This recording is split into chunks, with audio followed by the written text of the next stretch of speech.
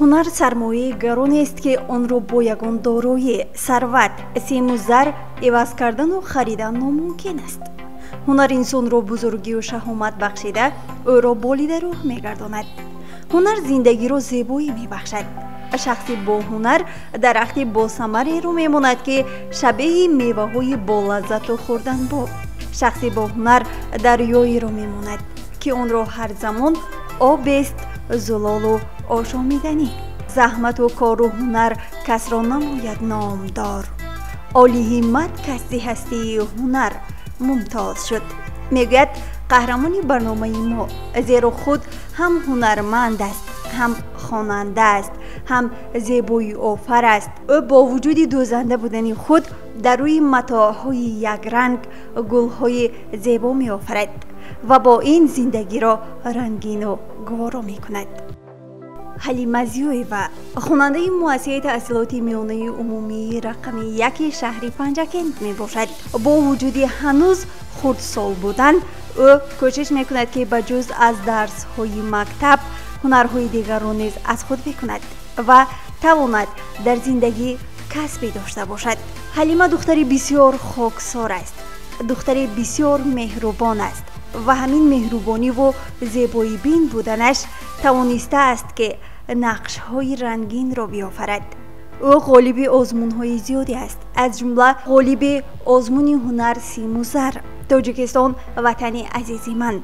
زمانی که غالب آزمون شد با سر و لباس دوخته خود روی صحنه برآمد که همه نشستگان و آموزگاران بهرش کفکوبی نمودند. لباسی بسیار زیبا و شینا می داشت. مادرش میگوید حلیمه بجز از خود برای همسایه ها و برای خواهرک خود نیز لباس های زیبا می دوزد و آن لباس ها را گلدوزی می کند. عیب است که در هنر نکوشی، صد عیب با یک هنر نپوشی. صاحب هنری که با تمیز است در دیده مردمان عزیز است. بیکاری و بوی تن است میگوید او. مادام که بیکاری درد می آورده است، پس هر لحظه و هر ساعت می باید آموخت که هنری والای به دست آورد. هنر گنجینه پرزر و هنرمند زرگری بزرگ است که با آفریده های جالبش مفتونگری دلهای انسانی است. نزاکت و نفاست هر یک هنرمند اصیل سیر نهان خود را دارد که دستاوردهای هر یک هنرمند از دیگری خوبتر و بهتر دقت بیننده را به خود جلب می نماید. واقعا دیرکتور مؤسسه رسولووا سلامت افتخارمند از آن است که حلیمه بجز از هنرمند بودن در درس ها نیز خیلی فعال است و در چاره‌بینی ها فعالانه اشتراک می کند. او میگوید در سال تحصیلی 2023-2024 در مؤسسه ایشان 2300 نفر خواننده تحصیل دارد که زیادی از آنها در آزمون و المپیادهای جمهوریوی و بین المللی شرکت نموده سزاوار جایزه‌های نمایان گردیدند. در مؤسسه تعلیمی ما 2300 نفر خوانندگان، طالب علمان و تعلیم و تربیت فرا گرفته شدند. خوانندگان مؤسسه تعلیمی ما در بسیار چاره‌بینی‌هایی که از طرف شعبه معارف، از طرف مقامات اجرایی حکومت دولتی شهر پنجکند شده می‌گذارد برآمد نموده جایهای نمایان را اشغال نموده ایستادند.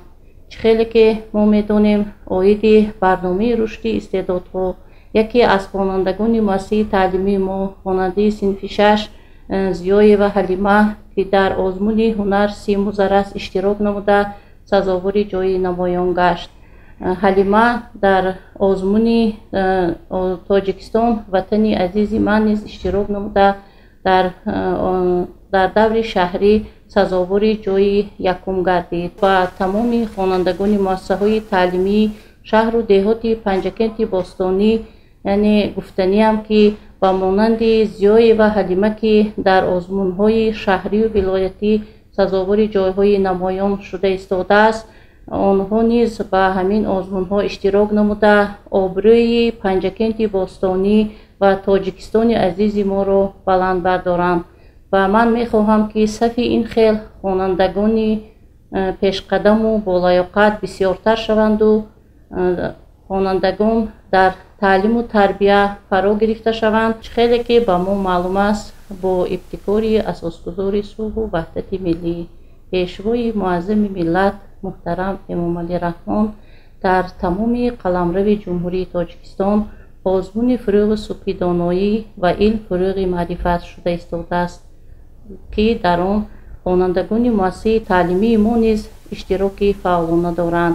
در المپیاده هایی که شده گذشته ایستاده است، در المپیاد بین المللی نیز یکی از خوانندگان مؤسسه تعلیمی ما یار و تامیریس اشتراک نموده که آن امسال سزاوار مدال طلا گشت. باز بسیار خوانندگان یافت شده ایستادند که در همین المپیادا اشتراک ورزند و آبروی معارف شهر پنجکن و آبروی تمام تاجیکستانیان را در عرصه بین المللی معرفی نمایند. زمانی که به صنفخانه وارد شدیم، حلیمه از دیگر خوانندگان فرق میکرد.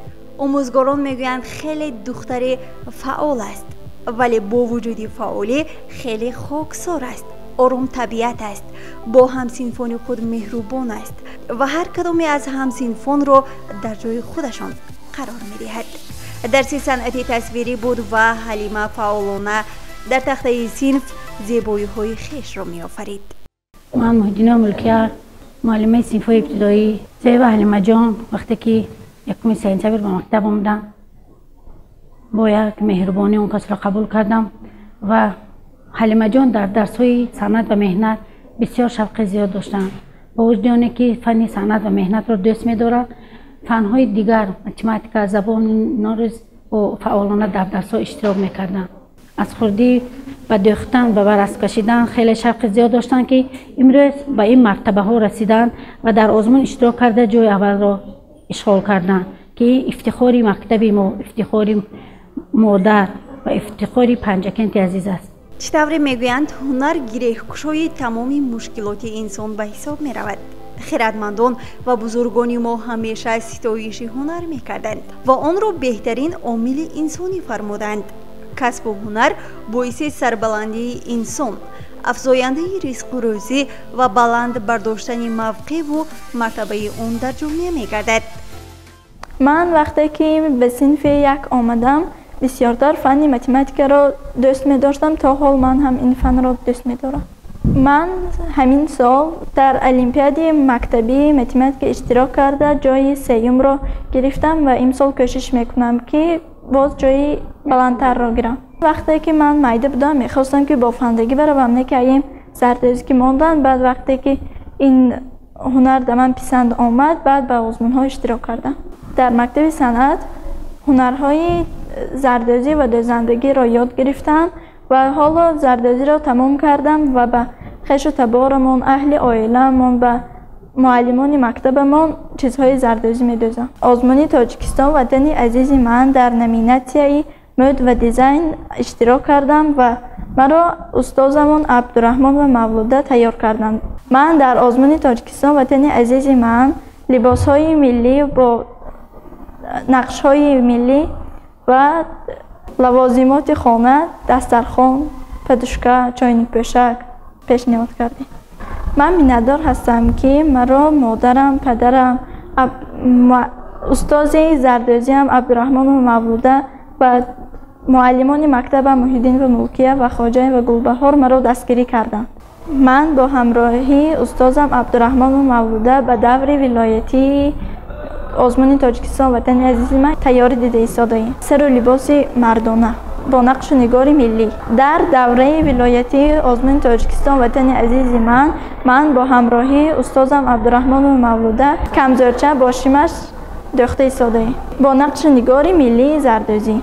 هنر آموز که از هنرمندی در کشویی کنی نه تربندی. واقعا میتواند هنر انسانها را گردی هم آورد. مهربانی و باوفایی و خوش سخنی باشد. در گردی انسان دوستانی باوفا گرد می آورد. همین است که حلیمه نیز خیلی دوگانه های فعال دارد و دوگانه های با یک مهر و محبت خاص دربارش سخن میگویند. من خواننده صنف 6D بولتیه و ملیکا همصنف زیای و حلیمه می باشم. حلیمه از خردی با من دوگانه است. او انتظام نمونوی دارد و خوانشش خوب و اعلا است. کدام وقتی که معلمه ها از او پرسند که تو به درس تیار هستی؟ نه نگفته از جایش خسته درس را نقل میکند. او دختری با انتظام و با هنر است. وی در آزمون هنر سیم و زر اشتراک کرده جای یکم را به دست آورد. در آینده نیز به موفقیت ها تمنا دارم. من بابا شیرین‌ما خواننده صنف 6D طالبه زیای و حلیمه می باشم. حلیمه خیلی دختری با تمکین می باشند و از دیگر دخترها اون کس با مدنیتی، تازگی، با اعلاخوانی و با دیگر خصلت‌هاشان فرق میکنند. آن کس خیلی دختری نغز بوده با من از خردیشان دوگانگی میکنه، ما از خردی دوگانگی میکنه. حلیمه خیلی دختره که با آداب میباشند و حلیمه جان هر هفته به کتابخانه مکتب رفته کتاب‌های گوناگون را گرفته میخوانند و به ما درباره قهرمانی آن کتاب نقل میکنند و ما خیلی دوست می‌داریم وقتی که حلیمه به ما درباره قهرمانی آن کتاب نقل میکنند. حلیمه از مادر مهربان خود زیایی و زلاله و پدری عزیزش زیایی خورشید خیلی منتدار است که در زندگی همیشه او را دستگیری میکنند. در عائله 3 فرزند هستند و مادر حلیمه میگوید که حلیمه از دیگر فرزندان به کلی فرق میکند. فعال است، نسبت به دیگران مهربان است، خاکسار است و همیشه کوشش میکند که به کار مشغول باشد. هیچگاه آرام نمیشیند، بیکار نمیایستد، زیبایی را دوست میدارد. همه جهاز خانه را همه وقت میخواهد زیبا بکند، زیبا نگاه بدارد، زیرا میگوید خود زیبا است و زیبایی آفر. در حقیقت هنر، قابلیت، کاردانی، کسب، پیشه، فضیلت انسانی است که همیشه انسان را سرفراز و بختیار میگرداند، قدر او را 100 به 1000 میگرداند. ما نیز تمنای اون را داریم که حلیمه در زندگی همیشه موفق باشد، در درس ها موفقانه اشتراک نماید، صاحب علم باشد و هنری خود را باز هم رواج و رونق داده و شاگردان زیادی را در این ساحه تربیت نماید.